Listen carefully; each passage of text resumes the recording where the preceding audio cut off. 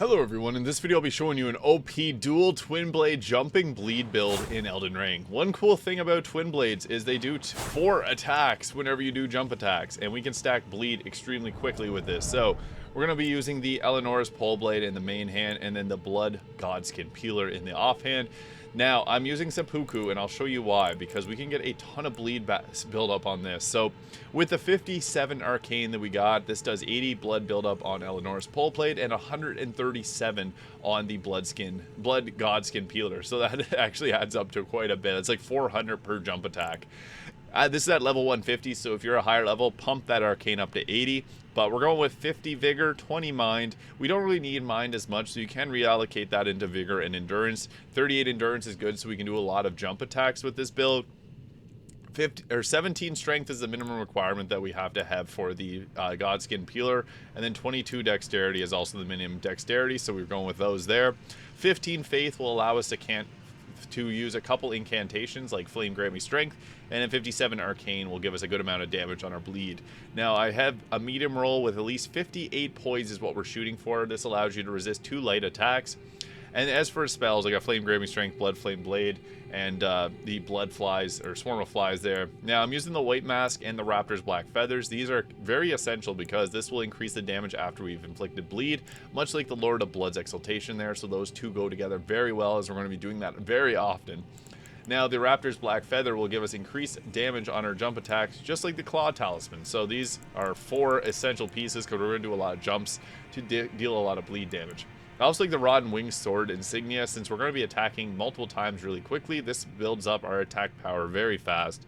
And then the Dragon Crest Great Shield Talisman, which can be swapped out depending on what boss you're fighting. If it's the final boss, extra holy damage helps.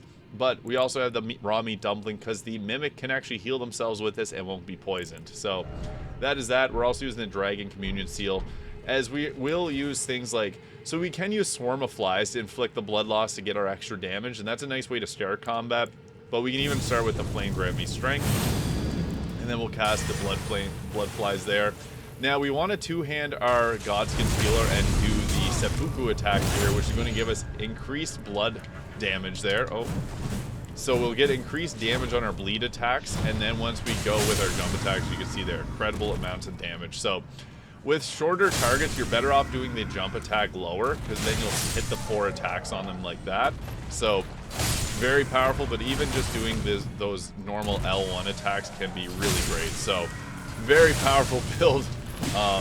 We want to be doing jump attacks for the majority of our attacks because they just deal so much more damage. So it's a very powerful build with these combinations, and you can see there we're able to do tons of damage, tons of bleed, and then we get extra damage from our jump attacks too. So this build is powerful. We want to be focusing on doing the jump near the lower half whenever we are close to landing, because that way we're able to hit them 4 times. So if you see like this, boom, there's the 4 hits.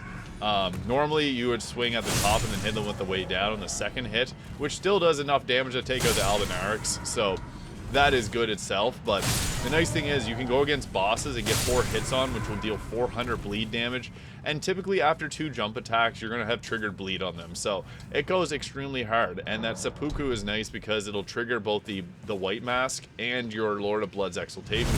So that's a great way to start. You don't even have to focus on, if you don't want to do Flame Grant Me Strength, that's perfectly okay.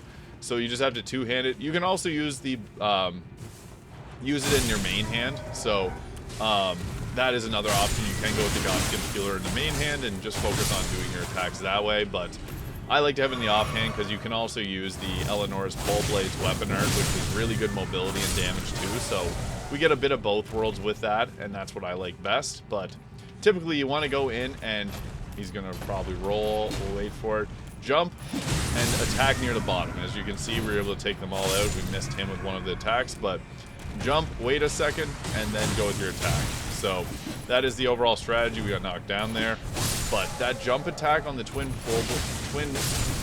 dual twin blades is extremely powerful. So it can help make a lot of bosses pretty much cake, like easy as cake. So yeah, this build is incredibly strong, does a ton of bleed damage, does a good amount of posture damage because you can deal a ton of posture with jump attacks. So yeah, the twin blades in Elden Ring, very powerful. So use this combination to help overcome some of the most difficult bosses in this game, and also for leveling up. It works great. So there it is, dual twin blades in Elden Ring. Thank you so much for watching. If you found this video useful, please hit the subscribe button below, and I'll see you all in the next video.